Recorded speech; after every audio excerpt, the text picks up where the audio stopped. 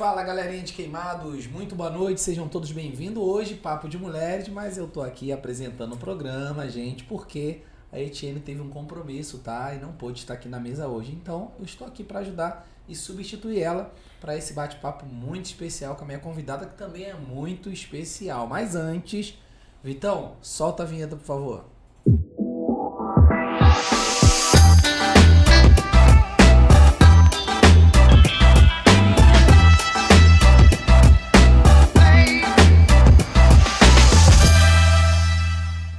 Ela que é historiadora pela UVA, coordenadora de Ecocomunidades, Visão COP, né? Trabalha com pesquisas, soberania alimentar, nação da cidadania, justiça climática e ambiental, coalizão Clima de Mudança. Foi vice-presidente do CONDEMA, né? E também combate ao racismo estrutural e gestão pública. Estou falando nada mais, nada menos com a Ju Coutinho, Juliana Coutinho, conhecida como Ju Coutinho, né? Isso aí. Seja bem-vinda e boa noite, Ju. Boa noite. É uma honra estar aqui, né? Obrigada pelo convite, Joel. Isso é muito importante a gente ter essa troca, né, de conhecimentos e estruturas relacionadas ao nosso território. As pessoas normalmente não gostam muito de queimados. Eu não gosto muito de queimar, tenho que sair daqui para fazer tudo. Mas tem muita coisa legal daqui, eu acho que é interessante a gente fazer essa descoberta, né? Entender o porquê que não tá tão bom e o porquê que deveria estar melhor. E eu acho que é nesse papo que a gente vai descobrir hoje. Show de bola. E do lado está Johari. Peraí. Johari, né? Isso aí. Johari, desculpa, gente.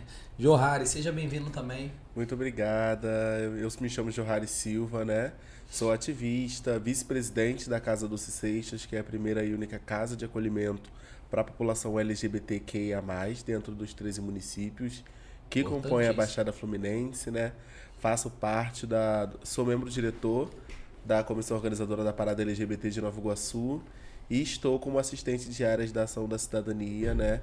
Na promoção da soberania alimentar e nutricional e no combate à fome. E aí é onde conheci minha parceira de luta aqui, Juliana, e vem desde a Casa Fluminense.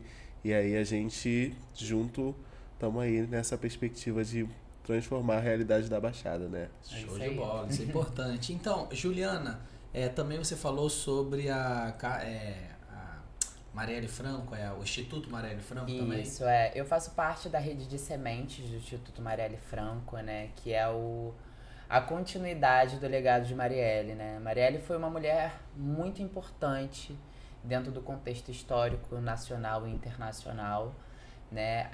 A morte dela não pode ter sido em vão, né? E a representatividade dessa execução é justamente a nossa luta, né, para que isso não aconteça novamente contra as mulheres negras. Porque é isso, qual é o corpo que é passível de se matar e de ficar por isso mesmo, sabe? Então, descobrir quem matou Marielle, descobrir quem foi o mandante e o porquê que isso aconteceu é muito importante pra gente poder entender que a nossa vida vale também, sabe? Então, é um pouco disso. E já faz quantos anos já? A Marielle foi morta em 2014, se eu não me engano. 2014 não, foi 2018. Não me recordo, nossa. Bastante tempo já, tem né? um tempinho. E a gente passa por esse processo, né? Porque eu sou péssima com datas, por mais que seja historiadora, é muita coisa pra dar conta. Mas eu conheci a Marielle em uma das lutas, conheci ela pessoalmente, que é isso, a gente que trabalha enganjado em várias pautas, né? É porque a gente conheceu pessoas. Essas pessoas nos direcionaram uma base de conhecimento. E essa base de conhecimento a gente começou a entender as estruturas sociais, o porquê que a gente existe, quem somos nós na sociedade, qual é o nosso papel, o que a gente desempenha a partir disso, né?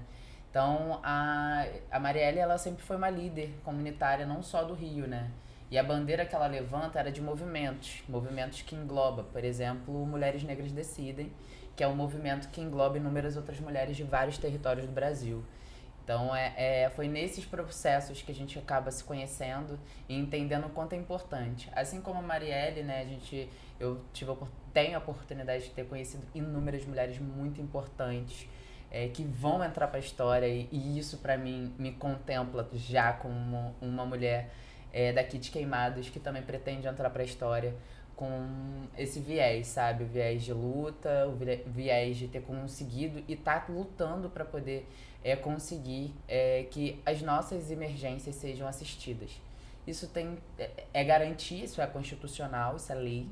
Então, acho que é um pouco dessa troca e é um pouco desses ensinamentos que a Marielle nos trouxe, sabe? É um pouco desse legado. Muito importante. Você é queimadense, né? Sou. Conta um pouquinho da história, então. Quem é Ju Coutinho, onde nasceu, viveu e depois foi seguir a carreira, a vida, né? Com uma honra. Então, eu nasci em Belfor Roxo, né? Foi o hospital onde eu nasci, mas eu sempre morei em Queimados. Eu sempre morei no Complexo da Torre, né? Que é uma favela que agora é lida também como favela, né? Porque são espaços favelizados e a Baixada Fluminense tem esse contexto de não entender o que é uma favela ou não, por não ter política pública desenvolvida no território. Então a gente sempre teve essa dificuldade de entender, será que é uma favela? Será que não é? E eu sempre tive essa impressão em relação, por exemplo, ao Morro da Caixa d'Água, que sempre foi morro, né? Mas que se tornou um lugar favelizado num processo da UPP, né, do Rio, que fez com que a Baixada Fluminense se tornasse um lugar bem vulnerabilizado. Dentre isso, né, eu gosto de falar que eu sou roceira, né? Eu cresci na roça, né? Cresci na Vila Americana, meu avô tinha um sítio lá e a gente passou a infância lá e eu gosto de dizer que eu odiava a roça até entender a importância dela. Hoje eu falo para vocês e falo para todo mundo que a roça ela tem um papel essencial para a existência de todas as pessoas, e principalmente a minha. Então é por isso que hoje, diferente de antes, eu amo a roça. Eu amo poder ter comido alimentos saudáveis, eu amo poder ter tido contato com a terra, eu amo ter tido a oportunidade de entender quais são os animais e como que eles se movimentam. E isso me fez me tornar o que eu sou hoje, né? Acho que se eu não tivesse esse contato com a natureza, eu talvez não teria essa perspectiva de futuro que eu tenho.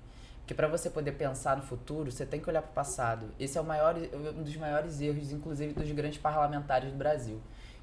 Eles esquecem, sofrem um apagão do que já se passou. E aí acha que é o futuro, é para frente. Mas para você poder caminhar, dar direcionamento, né? Tem que entender a história. Tem que entender a história. Então, entender a história faz com que você não cometa erros futuros, repitam os erros, né? E você consegue entender contextos que fazem parte da sociedade em si. Porque a gente entende a história como se fosse algo que está acontecendo ali, mas não aqui.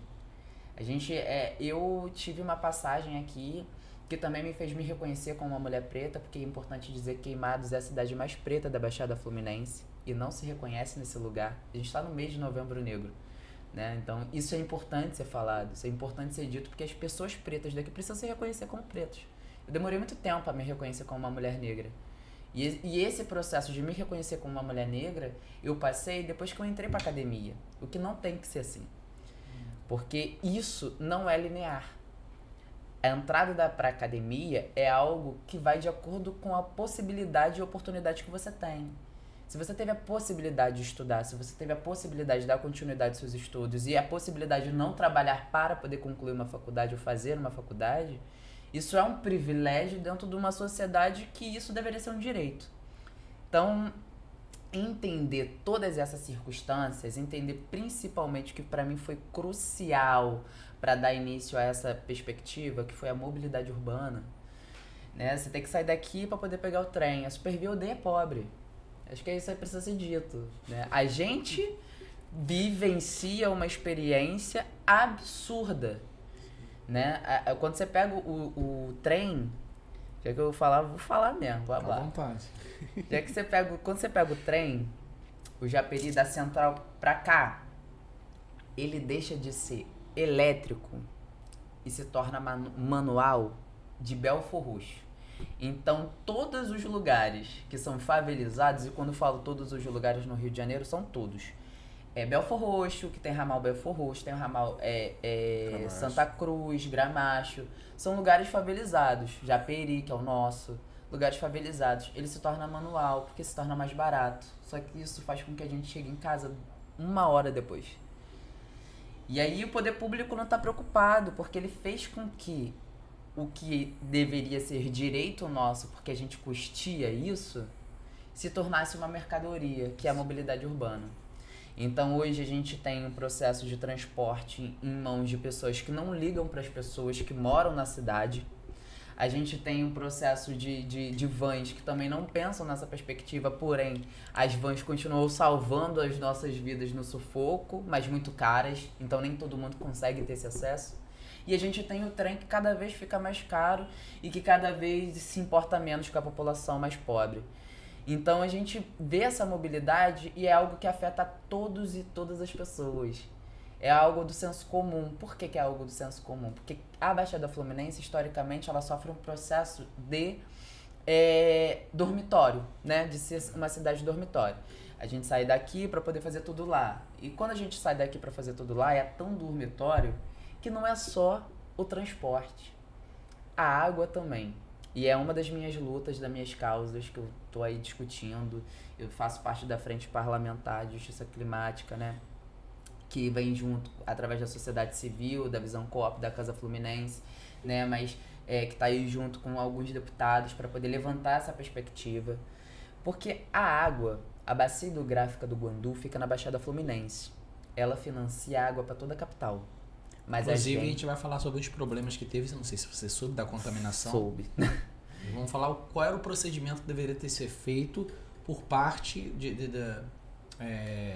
da prefeitura, né, do município, porque é uma empresa que estava contratada pelo município, que tem, você deve entender dessa situação também, né? Sim, então, é uma questão bem complexa, é exatamente isso, né? A água, ela é um direito, ela deveria ser um direito social.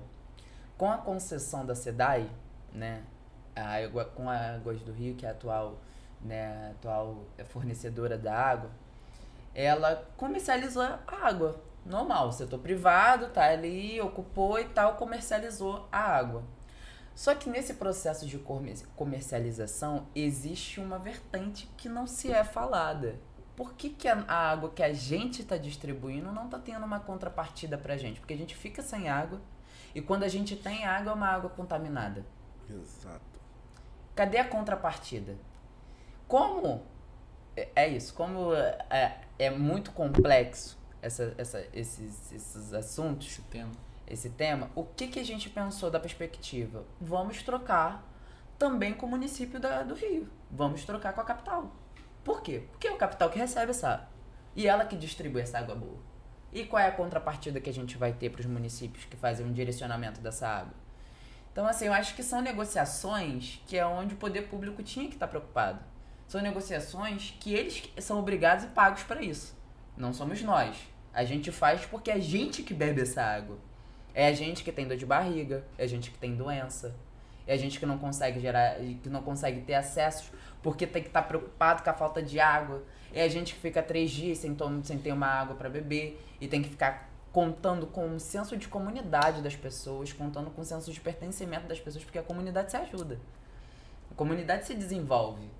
Porque é isso, existe uma disputa muito grande de narrativa, porque quando a gente chega no poder público, ele fala, mas a gente tem que preservar o meio ambiente, não jogando lixo na rua, também. Como se fosse o morador culpabilizado de muita coisa.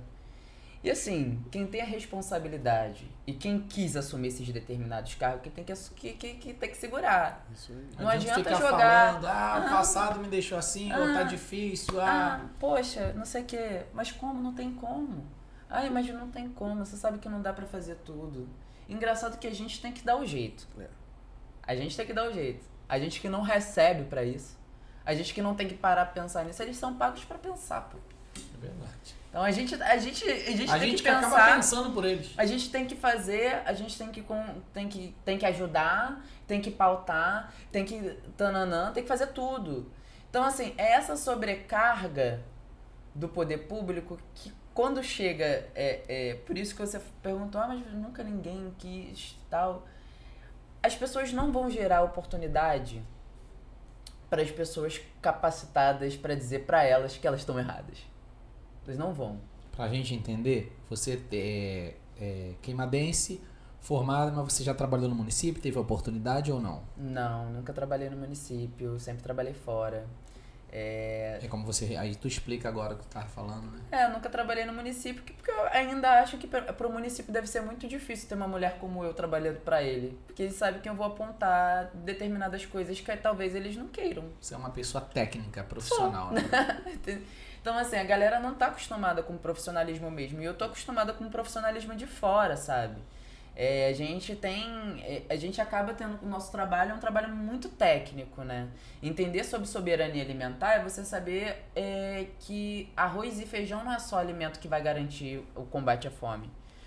Você entender de meio ambiente é você saber da biodiversidade local, qual é a plantação que deve ser, qual é a mata ciliar que deve ser plantada em determinadas áreas e o porquê que essa mata ciliar não pode ser tirada dali, qual é a importância do direcionamento da água, qual a importância da gente ter um saneamento básico de qualidade, qual a importância dos lugares que são mais pobres serem vistos primeiro do que os centros, né? Porque não adianta aqui tá nada. sendo ao contrário, os centros são vistos primeiros e as periferias abandonadas. Isso é uma questão histórica, porque as pessoas precisam manter as suas narrativas, né? Então, eu como não tenho não tenho nenhum político, lado assim, político. Não tenho lado político, né? Porque eu costumo dizer, eu vou dizer aqui, entre direita e esquerda, eu vou continuar sendo uma mulher preta, que sempre é esquecida, até apagada e invisibilizada pelo Estado, pelos municípios e afins, que só sobrevivo porque tem uma sociedade civil, porque a gente tem... eu também faço parte, a visão é uma startup, né? Então a gente é um lugar onde a gente tem uma empresa com impacto ambiental, um impacto social, né? Então a gente tem essa perspectiva de sociedade, sabe? A gente pensa como a sociedade se movimenta e se mobiliza. E aí, ser uma pessoa para poder estar nesses lugares... Eu vou virar para qualquer pessoa, como eu já virei para o Ministério Público, como eu já virei para juiz, como eu já fui para desenrolo com traficante, já fui para desenrolo com Melissa, já fui para desenrolo com todo mundo. Eu vou falar a mesma coisa. Eu sou uma pessoa técnica. Eu não tô aqui para poder agradar ninguém. Eu faço o meu, não falo mal de ninguém, não critico ninguém, só construo o que eu acho que é certo. Então, assim, as pessoas, elas confundem as coisas. Aí falam assim, você quer vir a candidata, porque tudo gira em torno disso. Gente, eu não vou vir a candidata, tá? Por favor. Ser uma pessoa técnica não significa que essa pessoa precisa vir a candidata todas as vezes. Entenda e normalizem pessoas pretas ocupando cargos e tendo capacidade de desenvolver ciência, porque é o que eu desenvolvo ciência. Isso aqui é difícil acreditarem, mas sim, eu desenvolvo ciência, né? É difícil as pessoas entenderem que uma mulher como eu, que tem uma fala grossa, que fala, que gesticula, que é uma pessoa favelada, né? Desenvolver ciência. Como assim essa menina é cientista? É porque a história se desenvolve ciência. Sem a história não tem ciência. Então, assim, é um contexto que a gente precisa pensar, sabe? Então, todos esses processos de invisibilização, todos esses processos de exclusão, todos esses processos... É justamente por isso. A galera acha legal... porque é inteligentinha, mas não quer bonitinha. Abrir a porta. Mas ou vai ter certeza que o trabalho vai ser tão bem executado, porque com todo o respeito, particularmente, para uma mulher conseguir dar conta de tanta coisa como eu dou, ela tem que ser muito boa, mano. Ela tem que ter muita disposição, que é normalmente o que a galera não tem, mas que te procura para poder resolver problemas. E eu, particularmente, tenho um pensamento sobre... ocupações de espaço, sabe? Que é o seguinte, acho que quando a gente chega em determinados espaços, eu não preciso provar para pessoas de gestões. Tem uma galera da gestão pública que é muito boa, sabe? Que são técnicas, que desenvolvem o trabalho. Eu gosto de falar sobre isso. Que a gente sempre vê, não sei o quê, porque não tá fazendo. Às vezes não tá fazendo aqui, mas tá fazendo ali. Só que tem coisas que tem que pensar até que se todo mundo tá recebendo, irmão, todo mundo tem que fazer. Né? Eu fui uma das pessoas que eu pautei o presidente da República. Lá, quando tava lá no Complexo do Alemão, quando todo mundo tava tirando traficante, eu tava lá. E nesse momento, foi só líderes comunitários do Rio de Janeiro. Eu fui escolhida para poder fazer a entrega da agenda Queimados pro Lula. Eu falei sobre soberania alimentar junto com a Janja, né? Quando a gente vê a secretária do Ministério do Combate à Fome e Desenvolvimento teve aqui em Queimado junto com a secretária Cristiane Lamarão, ela me reconheceu desse processo. Então, tipo assim, é isso. Esses lugares que a gente ocupa, essas tomadas de decisões que a gente tem, eu gosto de que não seja do poder público. Porque talvez o poder público não tenha, tipo, não queira, porque é muito um lugar onde ele vai tocar numa ferida que talvez ele não quer. Só que é isso. Ele que não precisa tocar na ferida. Só quero que ele garanta a minha dignidade. A dignidade das pessoas que eu gosto. A dignidade da minha comunidade. A dignidade das pessoas que pagam eles para poderem estar ali. A dignidade das pessoas, porque às vezes você ocupa um lugar igual conselhos. Olha, no que eu passei de problema com conselhos, porque a galera que ocupa conselhos do setor governamental não gosta de frequentar as reuniões do conselho. Verdade. E eles recebem. Ah, mas eu não recebo. Tá, você deixa de receber? Porque eu deixo de receber. Se você deixa de receber, você tem que estar. Se você não deixa de receber pra você estar ocupando aquele lugar, você tem que estar. Verdade. Jo Hari, né? Isso. Fala pra mim como que é o seu trabalho, qual é a sua função e como que você consegue ajudar toda a galera, todo o povo que segue o seu caminho também. Assim, bem como a Juliana está pontuando, né? Eu também faço parte da sociedade civil, né? E a sociedade civil, ela tem que fazer tudo aquilo que a gestão pública não consegue realizar, né? E aí foi onde surgiu a Casa dos Seixas, né? Em meio à pandemia do Covid-19, a observar que diversas pessoas LGBTQIA+, estavam sem conseguir o auxílio, estavam sem conseguir ter como se manter, porque, infelizmente, a maioria da população trans e travesti, né, as mulheres trans, elas ainda têm como principal fonte de renda a prostituição, e aí, com o lockdown, com a pandemia, essas mulheres não conseguiam ir para a rua, tirar seu sustento. Isso faz com que diversas, centenas, milhares não tivessem como comer. E aí, nesse processo, a gente inicia a Casa dos Seixas, né? Que foi, e é ainda, né? Infelizmente, a única casa de acolhimento LGBT na Baixada. A gente já conseguiu estar acolhendo mais de 150 pessoas de diversos territórios, de diversas favelas do Rio de Janeiro, mas para além do Rio de Janeiro, já tivemos acolhidos de Manaus, de Pernambuco, de Goiás, de Goiânia, Rio Grande do Sul, né? Todos eles vindo para cá por conta da violência contra a população LGBT, que é motivada pela LGBTfobia estrutural que é presente no nosso país, é importante a gente dizer. E essa LGBTfobia estrutural é o que faz com que o país continue há 14 anos consecutivos sendo o país que mais mata a população LGBT. E aí, quando a gestão pública, né, quando as prefeituras, o Estado, a União não consegue estar atuando para sanar esse problema, é onde a sociedade civil entra, né? Não é um trabalho pioneiro, existem diversas outras instituições que também trabalham com acolhimento LGBT, né? A Casa NEM, é importante a gente estar falando aqui no Rio, a Casa 1 em São Paulo. Eu também faço parte da rede brasileira de casas de acolhimento para a população LGBT. Então a gente tem uma rede, né, onde está todo mundo se ajudando, direcionando as pessoas LGBTs que se encontram em situação de rua, que ainda é o nosso maior público. Mas, para além disso, né, como só fazer o trabalho do Estado não funciona, a gente tem que cobrar, a gente tem que se mostrar, a gente tem que ser visto. E aí que também vem essa questão do meu trabalho junto ao Grupo Elos, em Nova Iguaçu, onde a gente realiza a Parada do Orgulho LGBT desde 2017. Esses 2 últimos anos eu tive a honra de estar na produção da parada e é muito emocionante, porque é o único evento que ocorre no centro de Nova Iguaçu, o único evento que para Via Light. E aí,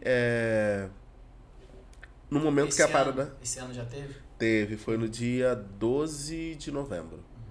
E aí, quando o trio anda com a parada, você vê as pessoas se emocionando, você vê as pessoas que estão em casa, na janela do prédio, jogando bandeira LGBT, gritando. Você vê as pessoas LGBTs que estão... A juventude LGBT, que tem tido a oportunidade de estar cada vez mais livre para ser quem é, para se orgulhar de ser quem é, falando que é a primeira vez que está ali naquele espaço, primeira vez que vai na parada, e aí ela entende o que é o senso de comunidade, de movimento, né? Através do Grupo Elos também a gente constrói políticas públicas e ações afirmativas para essa população em Nova Iguaçu. Então acaba que eu atuo junto ao Grupo Elos em uma esfera municipal, né, pautando a política pública LGBT, a Casa Dulce nessa visão mais interestadual, nacional, e junto com a Ju na ação da cidadania a gente consegue fazer um trabalho de amplitude nacional. E aí é muito importante, né? Porque tem diversas outras pessoas da Baixada trabalhando com a gente também na ação, né? No Lab Cidadania. A gente está fazendo um trabalho de incidência política em 14 municípios da região metropolitana do Rio de Janeiro. Tem jovens de outros territórios da Baixada, né? De Belford Roxo, de Caxias. E aí é muito importante ver a juventude da Baixada, né? Que cresce num território onde as nossas demandas, os nossos problemas não são ouvidos, não são vistos de maneira similar, né? Eu e a Juliana, a gente fala muito sobre isso. Dar um tiro na comunidade da Maré tem Aparecem todos os jornais. todos os jornais do dia. Aqui, se acontecer uma chacina, ninguém fala nada e tal. E aí a mesma coisa quando você para e pensa no processo de cultura. Exato. Por exemplo, por que as pessoas ficam surpresas que a gente desenvolve ciência? Porque não é comum. Não é. Não é fácil você chegar e ver uma pessoa de um território favelizado, como Queimados, como Nova Iguaçu, como Japeri, como vários outros territórios. Tem uma pessoa que desenvolve ciência e uma pessoa respeitada por desenvolver ciência em outros territórios. Porque, assim, a pessoa que é próxima da gente é a Nina da Hora, sabe? A Nina da Hora é uma cientista da computação que tá aí pautando Harvard. Ela dá aula em Harvard. Então, tipo assim... E ela é da Baixada. E ela é da Baixada, ela é de Caxias, né? A gente tá falando da Ana Carolina Lourenço, que é a cofundadora do Mulheres Negras Decidem, que é de Mesquita.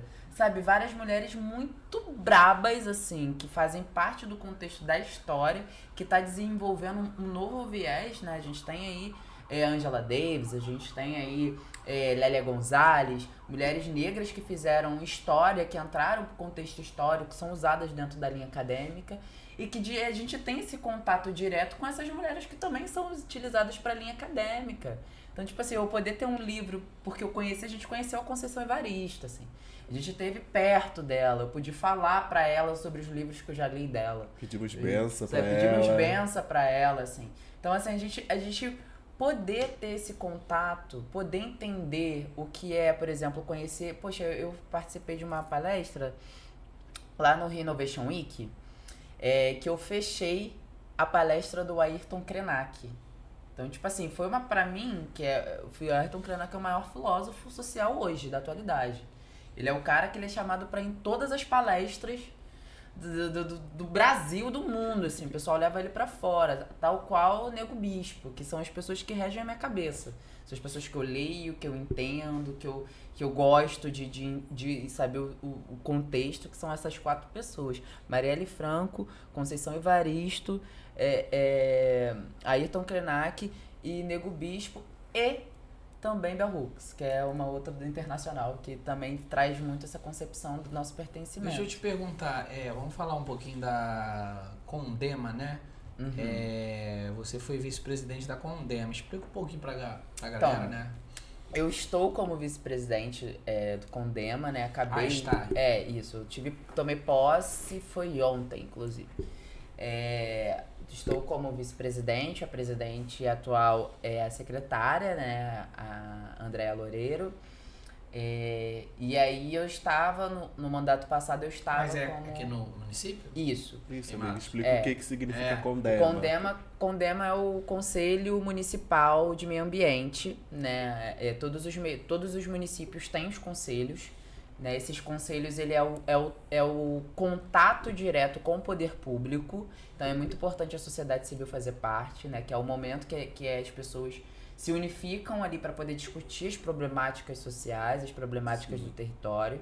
E dependendo da pasta que é o conselho. Então, tipo assim, por exemplo, assistência social, tem o CMDCA, Tem o de assistência, CMAS. né? Tem que é o CMAS, tem o CONSEA, que é o Conselho de Segurança Alimentar. Tem vários conselhos dentro de uma pasta. Dentro da pasta de meio ambiente, a gente tem esse conselho, né? Que é o CONDEMA. E aí, no mandato passado, eu fui a secretária, né? E esse mandato eu tô sendo a vice-presidente, porque esse mandato precisa ser do setor governamental, que é um ano setor governamental, um ano sociedade civil. Então você está como Estado aqui no município. Você está como Estado aqui no município? Não, eu tô como sociedade civil aqui no município. Uma ONG. Isso. Eu tô representando uma organização não governamental, né? Porque precisa ser do município. Por exemplo, eu vou para Brasília, a gente vai para Brasília dia 11, né? Dia 11. Defender uma proposta que foi levantada aqui. Eu não sou conselheira, que é o do CONSEA, que é o Conselho de Segurança Alimentar. Eu fui convidada para poder participar. Esse conselho, ele me direcionou para poder ir para estadual, levando a proposta da implementação de outras pastas para a soberania alimentar, para além da pasta de desenvolvimento e combate à fome, né? Incluir a pasta de justiça climática. Por quê? Porque sem a terra, sem o ar, sem a água, como é que você vai plantar? Não tem como. Então uma coisa liga a outra e a gente, para poder combater a insegurança alimentar de uma forma geral, a gente vai precisar ampliar essas outras pastas. Então levei essa proposta para o município gostou, aprovou, levei para o Estado gostou, aprovou vou falar aqui que foi unânime, porque foi muito concorrido as propostas, e a gente vai defender ela também em Brasília. E isso tem muito a ver com o conselho, né, com o CONDEMA, que é onde eu penso sobre essas estruturas do território, né. A gente tem, nós tivemos alguns avanços, mas a gente também tem muitas coisas complexas que precisam ser vistas e precisam ser respaldadas, né? Como a água, né? Como a contaminação da água, né? Como resíduos sólidos jogados nos rios, né? A gente tem uma grande problemática com as enchentes.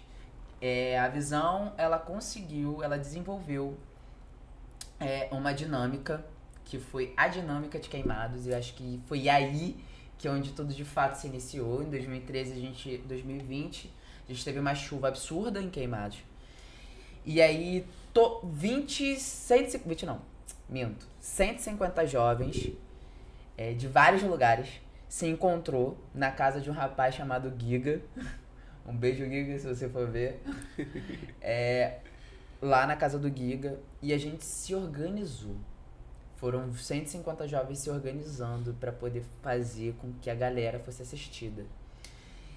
E aí, era um outro governo e tal, e aí a gente teve toda uma dinâmica de distribuição de cestas, de logística para entender como que era. A gente fez um mapeamento, a gente usou dados, a gente montou planilha, a gente fez quentinha, a gente separou doação, a gente distribuiu essa doação, a gente fez incidência na casa das pessoas, a gente ajudou as pessoas dentro da casa dela, tipo, a limpar, fazer as coisas.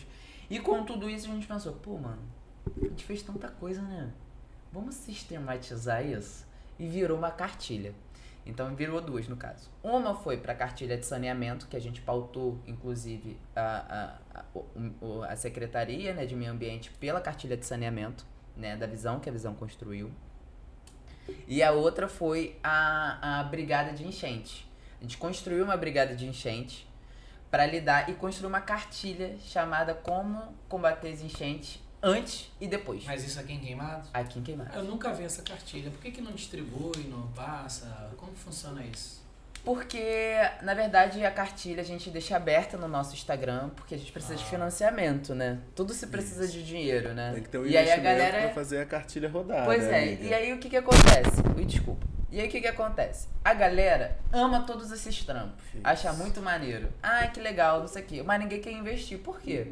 Porque como é que eu vou investir num bagulho que vai tirar Isso. a minha manutenção? Você entende? Então, assim, é um processo que não... E aí a gente acaba buscando de fora e deixa aberto em outros lugares. Tanto que, com essa cartilha e com as nossas incidências em relação às enchentes, a gente foi para vários lugares. A gente já viajou para fora do Rio, para poder fazer essas oficinas do combate às enchentes no período, né? Eu, Fabrício e Lenon somos as pessoas que dão faz essa oficina, né?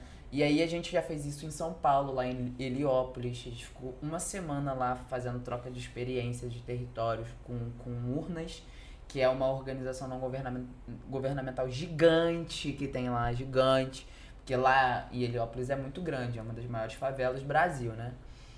Então, tipo, a gente esteve próximo de vários territórios. A gente foi também lá para Amazonas, a gente foi para vários territórios para fazer essa troca de experiências mesmo. E aí, essas experiências faz com que a gente consiga dar um respiro, sabe? Porque por mais que a galera daqui, sei lá, não engaje, não, sabe? Não, por um tempo eu achei que era descredibilização. Depois eu vi que eu falei assim, não, acho que não é descredibilização não. Acho que é mesmo não querer ali. E que tá tudo bem também, porque acho que dentre essas construções a gente tem o nosso lugar, a gente tem os nossos espaços, né? São espaços muito valiosos pra gente, né? Eu já fui filiada a partido. Hoje em dia esse partidos não me contempla, né? Então acho que entender, por isso que eu falei, gente, não... Porque é isso, para você poder chegar no nível, para eu poder conseguir chegar no nível de pesquisa, no nível de coisa, eu tive que ir para entender, estudar aquilo ali e sair. Senão eu ia adoecer. Entendi. Entendeu? Porque, tipo assim, você entrar dentro dos partidos progressivos, um exemplo, partidos progressistas de Queimados. Você não vê mulher.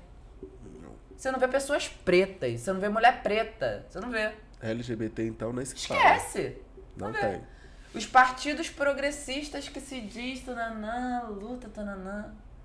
Por isso que eu falo, entre direita e esquerda, eu sou uma pessoa preta. Essa galera não me contempla. Deixa eu fazer uma pergunta. Qual é o nome daquilo que dá no meio ambiente quando a empresa implanta na cidade e ela tem que dar pro município? Que aí eu acho que... Compensação? Isso aí. E esse Condema vê isso também, se a compensação está chegando no município através da Secretaria do Meio Ambiente, porque isso tem que sair no DOC. E é uma das coisas que a gente não vê saindo. E não vê essa compensação chegando na cidade. Para onde está indo? Como é que tem que fazer essa fiscalização dessa compensação? Então, a compensação, ela passa também pelo Condema, porque muitas coisas precisam passar pelos conselhos, né? Por isso que eu falo, galera, quer fazer política, quer desenvolver, tananã, cada um vai pelo seu viés. Eu vou pela minha linha de pesquisa e estudos a conta da ciência. Como eu falei, a gente desenvolve ciência, gente. E aí, mas tem gente que, eu quero ser candidato. Mano, se você quer ser candidato, estude. Tem uma galera que quer ser candidato, pode falar, estude, pelo amor de Deus. Essa galera, assim, você fala assim, você acompanha, eu acompanho o seu programa. E teve pessoas que eu fiquei assim, gente, pelo amor de Deus, essa pessoa foi eleita, meu Deus, que isso, pelo amor... Então, assim, estudem, sabe? Pega, procura, vai saber o que é cartilha. Conheça a Casa Fluminense, vai lá na Casa Fluminense, estude, pega a cartilha. A cartilha da Casa Fluminense, ela é dividida em quatro eixos.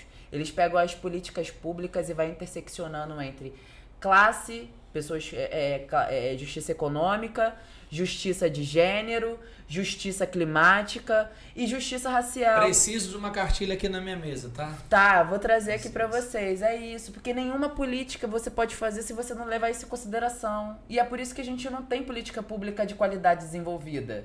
Então a galera fala assim, mas eu aqui, vota em mim, eu sou legal, eu sou bonita, vou votar em você porque você é meu amigo. Eu não voto em amigo. Eu voto em quem tem capacidade de assumir um cargo.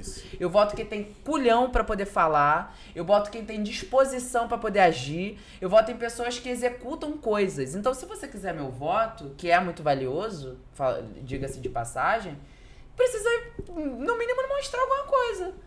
Pelo menos fala. A galera nem fala mais...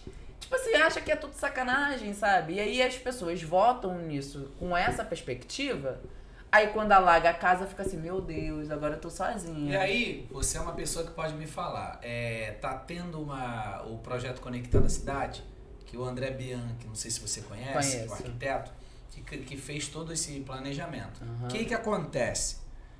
Como que a gente resolve isso? Você, como no meio ambiente, como que pode, no projeto original, mandar se plantar mais árvores e o projeto que está sendo executado foi que se derrubou árvores, arrancou árvores de lugares que não poderia? Como que um município pode ir para frente se não acredita no meio ambiente? Se não investe na sustentabilidade? Então, primeiro, Joelson, eu queria te falar um negócio. A temática ambiental, ela não é direcionada à população mais pobre. Ela sempre fica nesse lugar mais técnico. Quando você vai discutir qualquer coisa voltada para o meio ambiente e clima, você vai ver um monte de pessoas brancas, né, burguesas, ricas, pautando isso, tananã. Já parte desse princípio. E aí, quando a gente fala de racismo ambiental, que é uma das temáticas que eu mais dou palestra, né, que sou muito chamada para poder falar sobre isso, é sobre essa interseccionalidade de questões. O reflorestamento, ele precisa existir, precisa ter uma compensação quando você tira uma árvore. A gente debateu sobre isso, porque as pessoas falam assim, mas quem é? Vai preferir o humano, vai preferir a árvore? Gente, pelo amor de Deus, para de palhaçada, sabe? Não tem essa, sabe? A galera pega uma narrativa pra poder ficar ali tranquila no seu modo de conforto e fala assim, tal... Aí a narrativa estrutural. Né? A narrativa é estrutural, é exatamente isso. Aí fica, não, mas é porque é outra gestão, não, mas é porque... Tá, beleza, já foi, já passou. Eu tô do lado da sociedade civil, eu tô do lado do governo. Tá ligado? E ninguém tá do lado do meio ambiente, né? Impressionante. Aí a gente que tá do lado do meio ambiente sofre. Isso. Entendeu? Por quê? Porque, por exemplo, hoje o mundo tá falando sobre justiça climática. Eu acho muito importante trazer isso no seu programa. Sim. Muito. O mundo tá falando sobre justiça climática e não só falando, tá investindo nisso. Tá pautando isso. Porque a gente tá num processo chamado ebulição global. O que é ebulição global? É o pós-aquecimento. É quando o negócio tá fervendo literalmente. E se a gente aumentar 2 graus, esse lugar maravilhoso, essa praia linda que a gente curte lá no final de semana, no sítiozinho que a gente vai acabar, tudo isso vai virar um deserto. Vocês têm noção disso? Que é 2 graus, a gente tá com sensação térmica de 60. As pessoas que têm problema de pressão vão morrer, porque não vão conseguir viver num lugar assim. A nossa água vai acabar, porque ela já virou um comércio. Entende? Ela já virou um comércio. Ela vai acabar. Então, assim, a gente tá num processo tão sério, tão emergente, e a galera fica... E aí vem a narrativa estrutural, que eu vou usar agora pra sempre. Aí vem a narrativa estrutural. Aí aparece no RJTV o repórter com uma cadeirinha de praia falando assim, olha aqui, tal, não sei o que, calor de 60 graus. Cara, ele não tá levando a sério. Aí o bagulho vai ficar muito sério, como já tá. Juliana, mas será que isso é possível? Porque tá na Bíblia. Vou falar aqui, as pessoas estão fazendo a Bíblia acontecer. Não era a Bíblia que estava prevendo, não. As pessoas falam assim, tô a fim de fazer a Bíblia acontecer. Porque é interessante para essas pessoas. Acelerando o processo apocalíptico. Tá acelerando o processo apocalíptico. Não era para ser agora. Não era. Mas é a ganância, é a vontade de explorar os bens naturais que existem. Exatamente. A vontade de enriquecer de maneira ilícita, a vontade de tirar a população indígena dos seus territórios para explorar as riquezas desses lugares, a vontade de tacar fogo na Amazônia para botar a cabeça de boi. E não só na Amazônia, que também acontece isso. Eu acredito naquela palavra da Bíblia, o amor ao dinheiro é a raiz de todos os males. E de fato, porque assim, por exemplo, a gente sempre liga a exploração em territórios muito afastados, mas a gente tem exploração aqui também, inclusive aqui no Rio. A gente tem exploração também de matérias-primas no nosso território. A gente tem muita coisa séria, assim, sendo pautada em outras instâncias, em outros lugares. A gente tem indígenas, por exemplo, nas periferias. Sim. A gente tem indígenas nas cidades. Sim. As pessoas não sabem disso. E aí eu fico pensando, cara, isso é uma bolha, né? Ter essa visão que indígena não é só aquele cara que tá lá na aldeia com a tanguinha, tananã, que tem indígenas que são historiadores, que são doutores, que são poliglotas, que viajam para poder pautar. Inclusive tem muitos indígenas na COP. Que bom! E precisa ter. Precisa ter indígena e Eu quilombola. tô quase trazendo a Ju Coutinho pra ela ser apresentadora no dia da política, entendeu? Botar os candidatos aqui. Eita, e pra ela, falar com e ela essa? sentada aqui comigo na mesa. Com essa mulher. Eu vou te confessar um negócio, tá? Que eu só falei pra Etienne. Pô, essa Ju Coutinho, há 3 meses atrás, pô, se eu queria que ela fosse uma apresentadora junto comigo. Ah lá. Eu falei isso com a Etienne, pode perguntar a ela. Pai. Porque imagina você sentado aqui e a gente entrevistando os caras que querem cuidar da sociedade. Mas como é que ele vai cuidar se ele não entende? Ele não sabe. Ele não sabe o que Mas ele sabe quer. por que é? Se tem alguém O que pode foi explicar, é ela. O que foi plantado no coração desse cara? Né? A ganância. Tipo assim, a sensação, nem a ganância, a sensação do poder. Porque quando você chega lá, você não vai ter o poder que você acha. Primeiro que pra você chegar lá e você for uma pessoa, você vai ter que entrar em uma negociação com uma outra pessoa. Então você não vai chegar lá e fazer o que você quer. É só uma sensação de poder. Se você não tiver uma estrutura, aí a galera, quando tiver assim, não, só fica até ali na campanha. Depois fala, depois vamos ver o que dá. Não, mano. A campanha tem que ser uma consequência. A construção política, ela vem com o tempo. Isso. A galera no Lélia Gonzalez não sabe nem quem é Lélia Gonzalez. Lélia Gonzalez foi uma das maiores deputadas. Fala da Benedita, mas não respeita a história da Benedita. A Benedita deu dignidade pra minha mãe. Foi graças a Benedita que ela deu dignidade pra minha mãe, que trabalhou a vida inteira como doméstica. Então, assim, a gente falar sobre política, sobre processos políticos é muito legal porque todo mundo quer o poder. Eu acho, assim, vou confessar com vocês, ainda bem que você não me chamou, porque senão a galera ia desistir. Eu de fato, assim, bem prático, eu não tenho paciência, assim, não tenho estrutura, porque eu, como você disse, eu tô na base, mano. É na minha casa que a galera quando tá com fome. É no meu portão que a galera vem quando tá precisando de alguma parada. Por quê? Porque sabe que eu não vou pedir nada em troca, sabe que não é por causa de candidatura, sabe que não é por causa disso. Não que eu acho que o problema é se candidatar, muito pelo contrário, isso é um direito de todos e todas que queiram melhorar a sociedade, mano. A gente tá precisando de melhor, eu tô doida pra que tenha quadros ótimos pra cidade. Se tiver quadros ótimos, eu falei assim, pô, se a galera que quiser mesmo, eu monto até aulas. Mas não teve candidato se inscrevendo pro curso de política pública que a Visão fez, pô. Porque se acha bom, mas não é. Pensa que sabe. Pensa que sabe. Por quê? Porque vive num mundo de queimados, que é um Fantástico ovo, de Bob. tá ligado? É um ovo. Acha que você distribuir uma cesta básica, você é bom.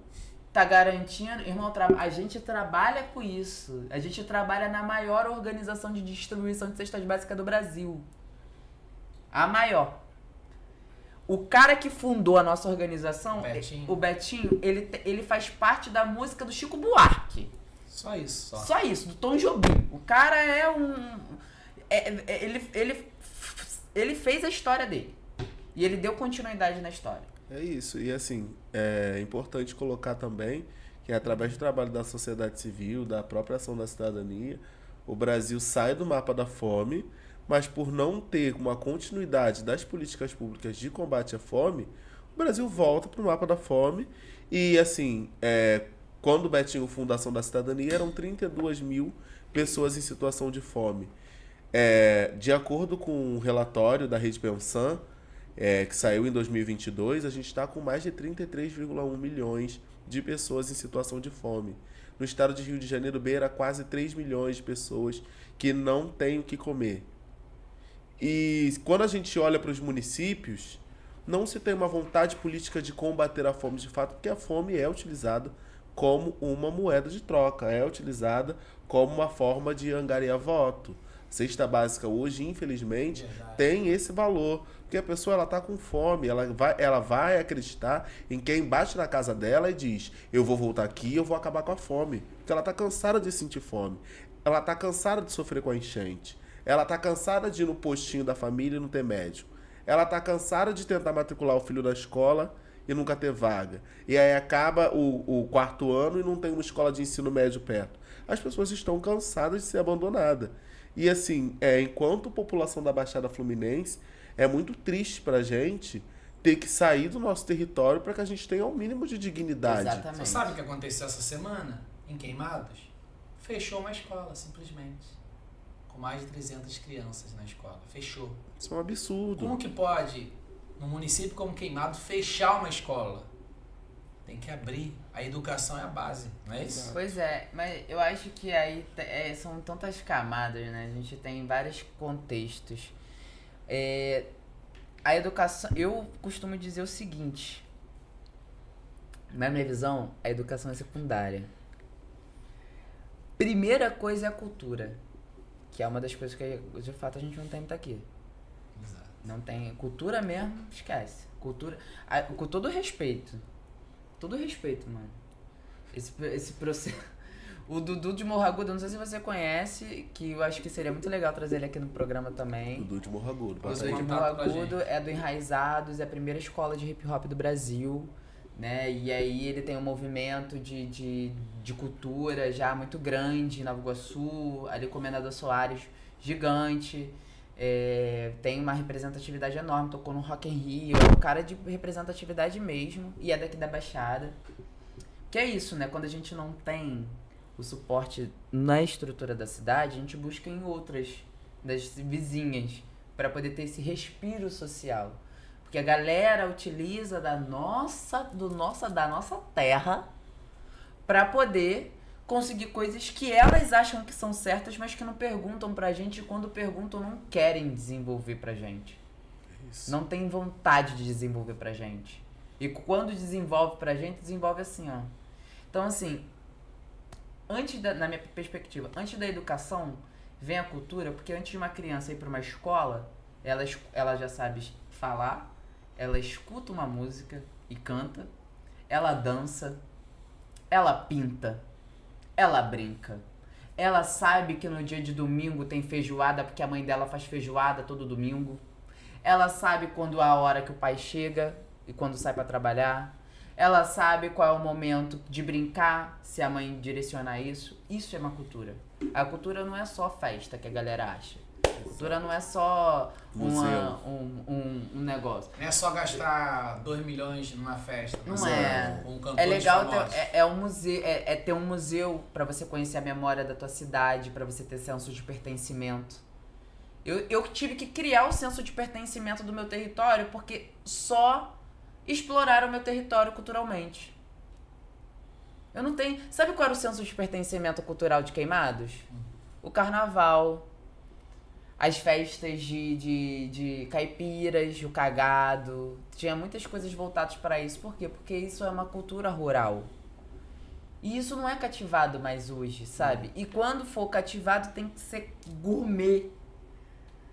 A gente é raiz, sabe? A gente gosta de pé na terra, sabe? A gente gosta mesmo de pertencimento. Então, chamar a galera que já desenvolve isso há muito tempo é respeitar o território, entendeu? Respeitar a galera que tá desenvolvendo ciência, tá desenvolvendo área cultura. Poxa, a gente fez um filme chamado Como Sobreviver ao Racismo Ambiental. E ela era apresentadora, assim, ó, só pra você já ficar sabendo que tem uma experiência no currículo. Só pra gente dar uma puxadinha. Eu sou apresentadora, dirigido pela Fabiana Cisterce, que também é daqui de Queimados, que também é da Visão. Foi produzido pela Visão. A gente passa a realidade de 4 municípios da Baixada, Itaguaí, Queimados, Nova Iguaçu e Caxias, para mostrar que os elementos naturais não são nossos inimigos. O fogo, a água, a terra, o ar não são os nossos inimigos. Para você poder pensar em progressão, eu queria muito falar isso para político, mas se você tiver a oportunidade de convidar mais candidatos, fale isso para eles, por favor. O pensamento Vou te chamar pra sentar na mesa comigo. Quando vier os caras, a gente vai chamar. Eita. Tipo, o pensamento de progresso não tem que partir só da área industrial. Principalmente no momento que a gente está vivenciando hoje. Porque isso é o maior regresso social que a gente pode pensar. O pensamento de progresso, por quê? Primeiro, a gente está na 4ª revolução industrial, que é tecnológica. Para você poder ter uma noção da revolução industrial, o mundo tem que parar por um momento. Tem que ter uma virada de chave. Aonde foi essa virada de chave da 4ª revolução industrial? Na pandemia. Porque todo mundo teve que ficar em casa para poder conseguir viver, né? Por conta do vírus. esse momento foi um momento de virada, porque a gente teve que entender um novo modo de produção. Porque esse processo de sair da sua casa, ir até o seu trabalho e sair do seu trabalho até a sua casa estava arriscando sua vida. E nisso em todas as escalas. Quem se ferrou mais, porque a sociedade, o Brasil é uma sociedade racista. Quem sofreu mais, a população preta, pobre, periférica, de favela, tananã. A gente sabe disso, que essa estrutura toda acaba afetando as pessoas que menos têm acesso. Mas que isso foi uma virada de chave. E que a vida hoje é tecnológica. Tudo é baseado em tecnologia. Tudo hoje. Hoje a gente tem novos modos de produção, hoje a gente tem novos empregos, hoje a gente tem formas de receber, hoje a gente tem outras formas de modos de trabalho. E isso é uma virada de chave. O cara que quer vir a candidato, o cara que é prefeito, o cara que é vereador, o cara que tem pretensões políticas, que tal, eu acho maneiro enganjar nessa parada. Pensar que a perspectiva do progresso tem que vir com progresso sustentável. Senão, isso só vai acelerar o processo apocalíptico, que já está acontecendo. Você bota o retrato do Brasil. Quando eu boto o retrato agora, as pessoas falam, mas será? Porque eu acho que às vezes isso é muito de bolha também. Será que isso é muito da minha bolha climática, porque eu pauto isso todo dia? Mas eu falei assim, mano, se no sul, que é uma região onde em períodos do ano está em seca, tá alagando, tá tendo tsunami, tá entrando nem em casa. Ciclone, casa de 3 andares. Casas de 3 andares de pessoas. Uma pessoa que tem uma casa de 3 andares em uma área nobre da região sul é uma pessoa que tem condição. Uma casa de 3 andares, a água chegar no teto, a pessoa que tem condição também automaticamente ficou sem condição. Isso é para alertar as pessoas. E quando a gente bota, por exemplo, o norte, que é um lugar que, quando eu fui pra Belém, chovia todo dia. Lá tem a lenda de chove todo dia. Não, a gente vai aonde? Vamos na rua. Mas antes ou depois da chuva? Vamos depois da chuva? Caramba. Porque chove todos os dias. É um lugar chuvoso. Todo dia chove. Por quê? Porque na região amazônica, onde tem as construções das chuvas, né? Por quê? Porque a mata amazônica, ela não é uma mata que Deus criou. Eu faço questão de falar isso aqui. Eu morei ao lado do Amazonas. É? Iquitos de Loreto, já ouviu falar? Não. É, território peruano. Ai, que tudo. Era chuva mesmo. É muita chuva. Igual do Brasil mesmo, da fronteira. Chove muito, Por causa da floresta, né? Por causa da floresta. Por quê? Porque é isso, gente. Tem todo um processo ali do ecossistema que faz com que evapore, né? A questão do rio, né? Porque também é muito calor, né? E aí faz com muito calor, evapora, tananã, condensa a água e ela cai. Beleza, chove. E a gente teve um período de seca no lugar que mais chove. O rio secou, os rios secaram, tivemos... E detalhe, você morou ali, você sabe que a condução, a mobilidade urbana da região norte é de barco. Sim. Galera faz tudo de barco. Nesse lugar só chegava de barco ou avião. Então, aí como que você... E é isso, um cara que é pobre não vai ter dinheiro pra comprar um avião. E nem ficar comprando passagem de avião. Aí o que ele faz? Ele cresce, tem 5 anos e pensa, meu sonho é comprar um barquinho pra eu poder ir pra escola. E eles crescem nessa perspectiva. É a mesma coisa da gente com bicicleta. Então, aí cresce, vai comprar uma bicicleta, e depois muda pra uma moto, tananã, e vai mudando. É o mesmo processo, só que com eles é aquático por conta dos rios. Os rios é a vida da galera do norte.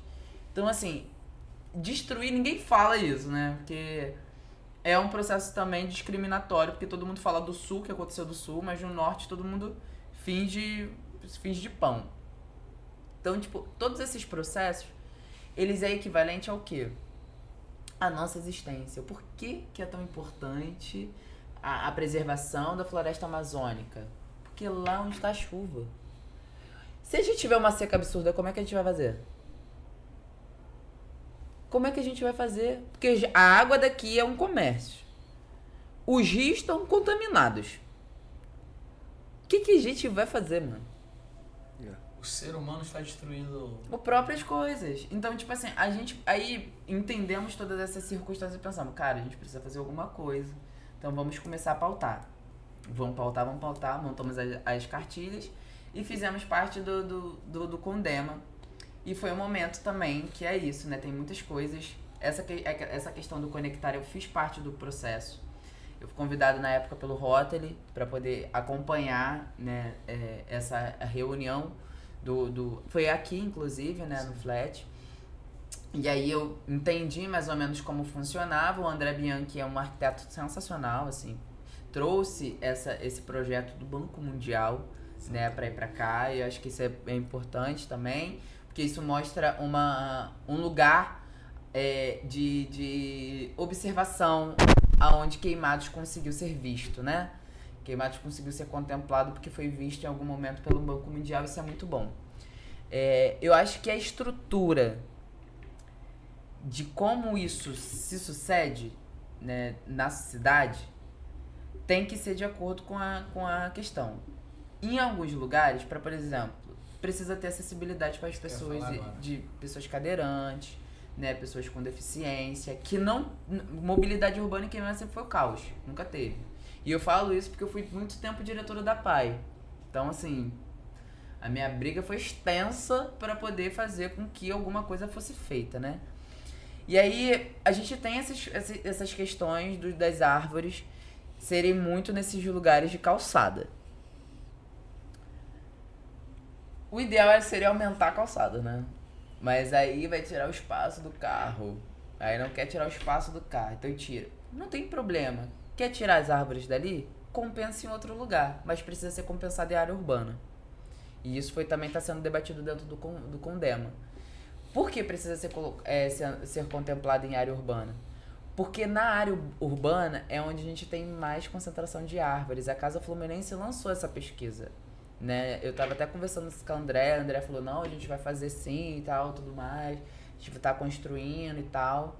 Porque isso também, a gente é muito chata, a gente foi cobrado que essa cartilha, falar, não, tá tudo certo, Queimados sofre com enchente, mas não tem tanto impacto, não. Aqui a cartilha, dá uma olhadinha aqui nesse depoimento das pessoas aqui do Piabas. E foi onde a gente começou a incidir, e é onde a gente conseguiu uma trégua, né? Nessas chuvas que deram agora, de um ano, não alagou, né? Porque a gente estava também muito em cima, porque o pessoal... Houve a drenagem, né, dos rios. Sim. E aí todo esse processo... Rapidinho. Isso também caracteriza, de tudo isso que a Juliana está falando, caracteriza nitidamente o racismo ambiental. Exatamente. Né? Até essa questão do comparativo das chuvas no sul e o que isso está sendo impactado e como isso está sendo reverberado e como essa crise climática no sul, no caso das enchentes, e a crise climática afetando o norte com a ausência das chuvas e criando desertos onde eram rios. E aí existe uma grande mobilização nacional de empresas e diversos setores para fazer com que a crise do Rio Grande do Sul seja sanada, no entanto não tem a mesma compensação para a região norte do nosso país, que é uma região onde a maioria das pessoas são pessoas não brancas, né? São pessoas descendentes de indígenas, pessoas negras, né? E aí isso é uma das faces do racismo ambiental. Exato. Né? Fala pra gente também como que a Juliana Coutinho foi parar no mundo. Dubai, né? Que você falou que Não, então, a nossa organização, a Maria Clara Salvador, foi representando a Visão, que é a nossa organização daqui de Queimados. Isso aí, pessoal, conheçam a Visão Cop, né? Visão Cop, que fez a cartilha, né, das enchentes. Visão Cop fez a Agenda Queimados 2030 com várias propostas de políticas públicas. Conheçam Visão Cop. Visão Cop pautou muita gente, né? Inclusive todos os prefeitos na época da candidatura. Porque é isso, a gente trabalha com essa questão da cartilha de política pública. Por isso que também eu gosto muito de ser visto nesse lugar da sociedade civil. Porque eu acho que tudo bem todo mundo querer vir candidato, porque essas últimas eleições eu fiquei assim, meu Deus, mas é muito amigo. O que eu faço? E aí, tipo, eu acho que tudo bem, todo mundo querer vir, mas é necessário ser pautado. E aí, dentre essas questões, né, a Visão, ela é uma organização que ela iniciou com a galera daqui de Queimados, né, a tropa daqui, Lenon, Fabrícia, né, a Vitória, que é a nossa expert de design, muito boa, Braba. que já fez vários trabalhos para várias organizações, né, a gente tem a Kari, a gente tem a Maria Clara, que foi pro Egito, né, ela foi pro Egito na COP ano passado, representando a Visão dentro da coalizão, né? Esse ano vai a Marcele, tá lá na COP já, junto com o Thiago e a Mariana e o Vinícius, que também faz parte da coalizão, nos representando. E é isso, né? A gente tá nesse movimento, a gente já foi pra Amazônia, a gente já foi pra São Paulo, já foi pra Brasília, já foi pra vários lugares do Brasil, para poder pautar, né, um pouquinho a dignidade humana. E uma das coisas que, assim, eu me orgulho muito, sabe, de trazer é que, tipo, a gente já trocou com muita gente importante. Com a Janja, com Lula, com a Marina Silva, que eu falei sobre essa questão hídrica com a Marina.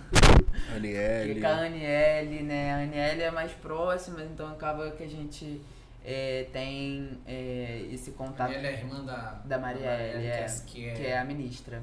De igualdade racial. De igualdade racial.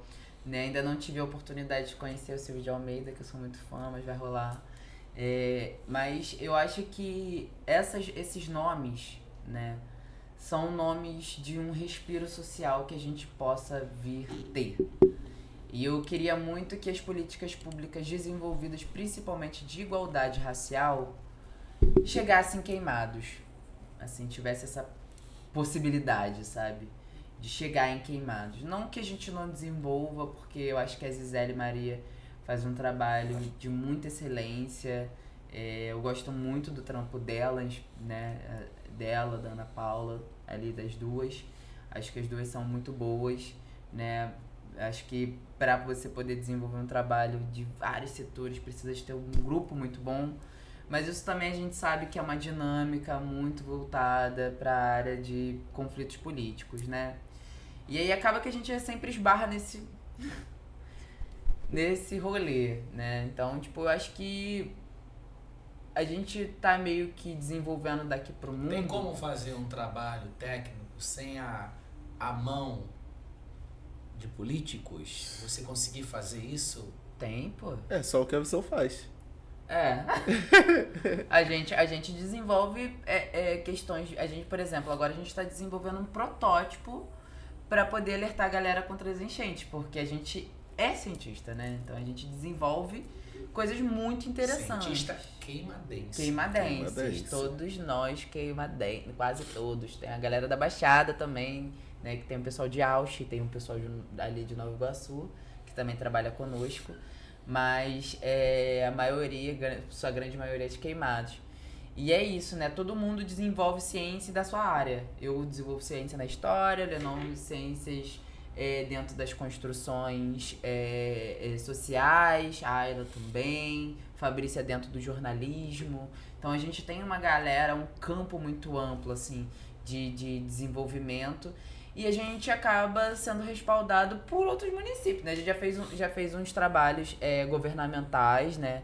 A gente já ajudou a concluir o plano de cultura de Guapimirim, né? O plano de cultura de Guapimirim foi a gente que ajudou o secretário a fazer. Você soube da lei Paulo Gustavo aqui em Queimados, Leo de Blanc, estou sabendo?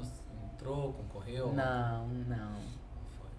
É porque a gente ficou sabendo, o secretário até conversou conosco, mas não achei muito justo não, assim, vou ser sincerona mesmo, não achei muito justo não, achei que você não me contempla como munícipe. Entendi. Entendeu? Pra gente terminar, tá terminando, vamos falar do que aconteceu lá em Brasília? Vou fazer uma pergunta, pragmatismo político e mulheres que são tão cobiçadas na campanha, né, e sacrificadas durante o governo. O governo Lula foi um governo que teve a ajuda das mulheres e uma das principais também, Simone Tebet, que veio para trazer, ajudou na vitória.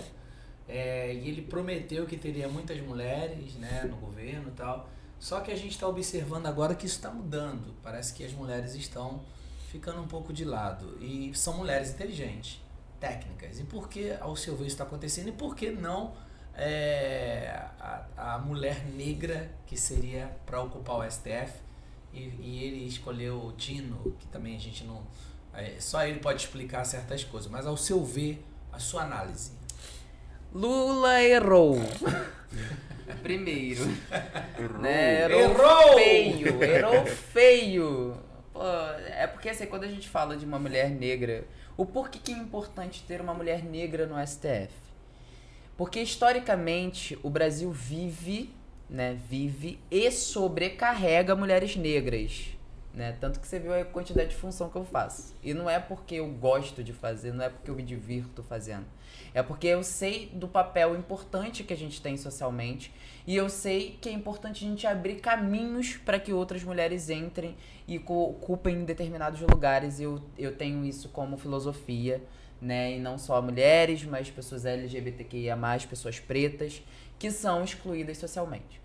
O Lula não indicar uma mulher pro STF, uma mulher negra, isso significa, não é... E quando a gente fala de gente, não é pegar qualquer mulher da rua não, entendeu? Ah, é uma mulher preta, vou pegar essa daqui e vou jogar lá no STF. Não é isso, tá? A gente tá falando de pessoas, de mulheres que estudaram, mulheres academicistas, doutoras, pessoas que estudaram em inúmeras universidades fora do país, dentro do país, de várias formas diferentes e que estão extremamente capacitadas para poder estar lá. Uma mulher negra ocupando o cargo do STF significa que uma mulher negra conseguiu chegar em cargo majoritário do poder nacional brasileiro. A gente sabe que o poder judiciário brasileiro sempre ficou muito na mão de homens brancos. E por que eu falo isso, Gelson? Porque assim... Guarde essa frase. Ninguém vai ter uma melhor perspectiva, uma melhor visão do que uma mulher negra. Sabe por quê? Porque a mulher negra é a base social. Ela já teve que ter todas as outras visões. Ela já teve que ter todas as outras perspectivas, porque ela já foi excluída de todas elas. Então, se ela consegue ter o direcionamento e a dimensão do que casos que, por exemplo, o Flávio Dino não poderia conseguir porque ele é um homem, tal qual todos os outros que estão ocupando esse lugar, é exatamente essa questão. É que, mais uma vez, a gente vê que a gente foi esquecido, colocado de lado por um projeto político estabelecido por um mercado. Porque é o mercado que decide a política brasileira. É sempre o mercado. Não precisa ser um expert para saber disso. Mas que a forma que a cultura nacional, juntamente com a parte de modo de produção, que é o capital, faz com que tudo gire em torno do mercado. A gente chegou, foi anteontem, a gente conseguiu chegar na semifinal do BNDES Garagem. BNDES é o Banco Nacional de Desenvolvimento. Então é um lugar muito importante. A Visão conseguiu chegar lá com os nossos protótipos como startup, né, representado pela Fabrício Lenon lindamente. Né? A gente não conseguiu levar, mas foi um projeto do Amazonas que conseguiu trazer, do Norte que conseguiu levar, isso pra gente também é importante. Então, assim, a política nacional é excluída para mulheres porque as mulheres vão tocar em determinadas dores que os caras não vão querer tancar. Porque isso gera a sensação de poder deles. E as mulheres que se condicionam para poder fazer essa abertura, porque, por exemplo, não é só escolher uma mulher para ocupar esse lugar. Precisa ser uma mulher técnica, precisa ser uma mulher academicista, precisa ser uma mulher... mas precisa ser uma mulher negra. O porquê que precisa ser uma mulher negra? Porque quando a Tablet estava lá no acesso para poder fazer a escolha das pessoas que iam trabalhar com ela, ela não escolheu mulheres negras. E a Aniele foi lá e levou uma lista para ela de mulheres capacitadas para poder ocupar cargos. Sabe por quê? Porque não se é nem cogitado. Nem mencionado. Nem mencionado. As pessoas, você não trabalha tal, você tá... Porque eu não sou nem cogitada. Eu só sou cogitada se for para poder fazer um trabalho onde vão usar a minha intelectualidade. Para levantar uma outra Para pessoa, levantar uma outra pessoa, para poder fazer, angariar um outro movimento, para poder fazer, ou só mesmo utilizar, como já tive daqui desde o meu início, com vários homens brancos, abusadores, uma galera muito tóxica daqui de Queimados, né? Que usaram muito a minha intelectualidade e falaram que era eles, pô. Então, assim, isso é o retrato social. O que aconteceu no governo federal é o que acontece em nível municipal. É a falta de acesso. Porque ninguém quer levantar e dar espaço. Não quer. Ninguém quer levantar e dar espaço. Mas também não querem chegar e falar assim, trabalha comigo aqui que eu vou dividir contigo. Também não querem. Não. Porque quem tem essa sensação de vem trabalhar comigo, vamos dividir que eu vou dividir contigo, vou fazer com que você seja vista, vou fazer... É a comunidade. É a mulher preta. A mulher preta segura tudo. A mulher preta é o filho que morre, é o emprego que perde, que tem que se virar, é dar conta de tudo, é ser crucificada porque o pai foi embora.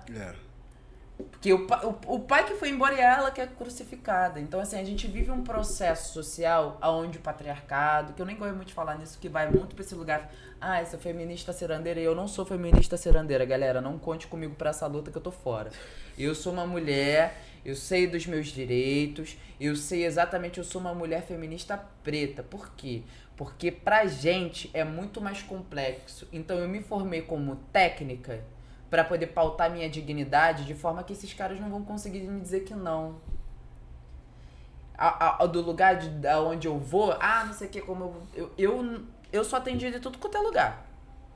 Eu rodo a minha baiana da forma técnica. Eles ficam de cara. Por quê? Porque eu sei dos meus direitos, é simples. E se eu puder direcionar isso pra mais pessoas, eu vou fazer isso. Por quê? Porque isso é a nossa dignidade, mano. É muito triste eu saber que meu pai e minha mãe não têm uma dignidade que merecia ter. Porque não tem acesso, não tem direcionamento, nem é cogitado, não é visto, não é lembrado.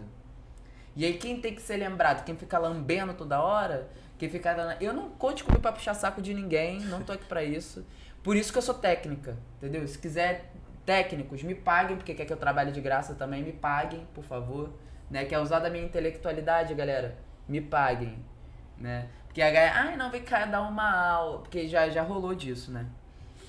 Vem cá dar uma aula.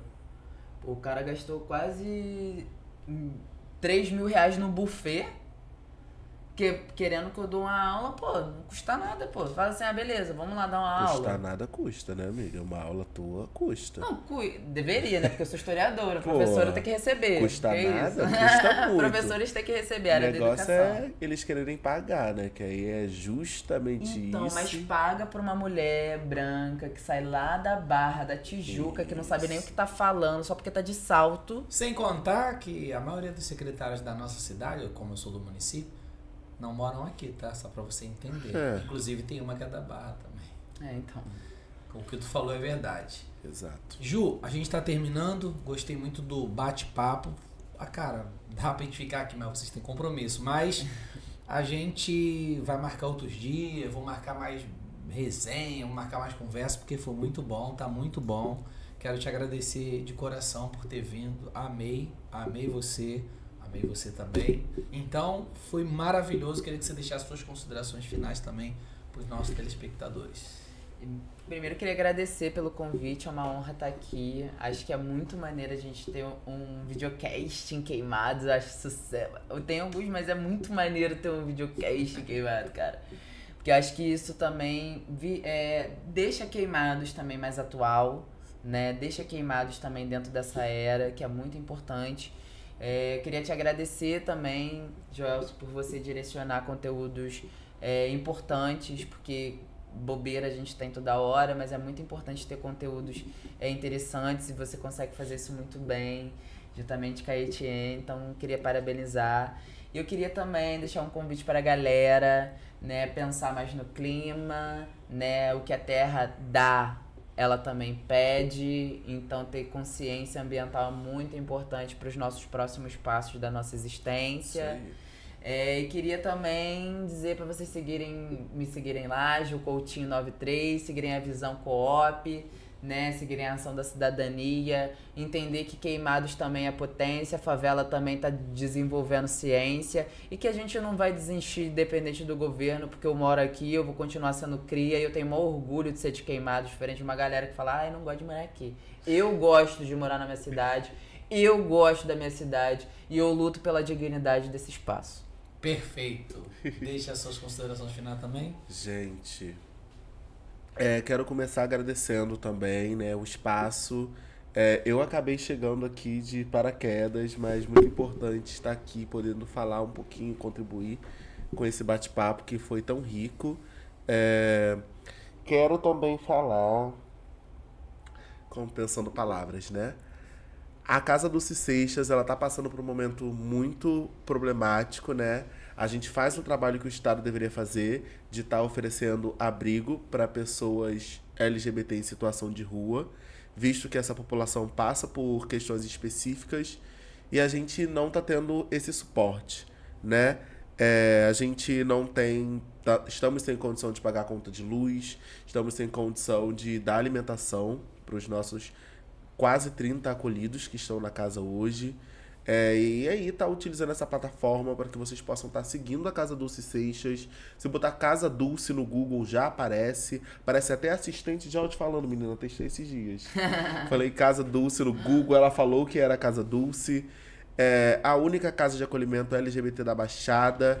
Agora que outras casas do estado não estão mais fazendo acolhimento, a única que está acolhendo no estado do Rio de Janeiro é a Casa Dulce, né? Essa demanda da população LGBT. Então, conheçam a Casa Dulce, conheçam o Grupo Elos, me sigam também nas redes sociais, Anjo Silva. Eu não sou Juliana Coutinho, né? Mas eu também sou a ativista favorita aí da galera LGBT de Nova Iguaçu. E aí é isso, muito obrigado. Espero poder voltar outro dia pra gente poder falar mais amplamente sobre a questão LGBT, que eu acho importante a gente estar pontuando, né? Visto que a Baixada é um território onde o fundamentalismo ainda é muito presente e faz com que muitas pessoas ainda coloquem pessoas LGBTs em situação de rua, né? Hoje, infelizmente, muitas pessoas LGBTs morrem no nosso território com requintes de crueldade, ou seja, essas pessoas são torturadas e depois elas são mortas, porque elas precisam ser punidas por serem quem são. E isso é muito grave, né? Saudar todas as pessoas que vieram antes da gente nesse processo, porque pra gente estar aqui, muitas pessoas precisaram correr para que aí hoje a gente pudesse ter voz para poder falar. E é isso. Acho que é importante estar 2 pessoas da sociedade civil aqui nesse espaço. É importante dizer que a sociedade civil é quem executa a política pública na ponta. É a sociedade civil que faz a roda girar. É a sociedade civil que está pautando políticas públicas, é a sociedade civil que fala para a gestão como a gestão tem que agir. Então, que esse seja um espaço para a sociedade civil estar cada vez mais presente e falando sobre suas diferentes atuações, porque a sociedade civil atua na educação, no meio ambiente, política LGBT, assistente social, segurança alimentar, cultura. A sociedade civil faz tudo, né? Tudo aquilo que o governo tem responsabilidade de fazer e não faz. É a sociedade civil que pega. Verdade. Galera, os patrocinadores estão passando na tela, tá? O QR Code aí é o que faz com que o nosso programa siga adiante, tá? Então vai lá, tem um QR Code aí, coloca o seu celular, você vai cair na nossa central de patrocinadores e você vai ter 10% de desconto, 20% de desconto em alguns patrocinadores também. E esse mês de dezembro vai fazer a festa aí, porque é mês de Natal. É isso aí, galera. Vamos comprar, hein? Tira escorpião do bolso. É isso. E outra coisa, se inscreva no canal, tá? Galera da Ju aí que tá assistindo, se inscreva no canal aí e segue também o Instagram, Chat Podcast. Galera, um abraço pra todo mundo, boa noite e até a próxima. Tchau, tchau. Até.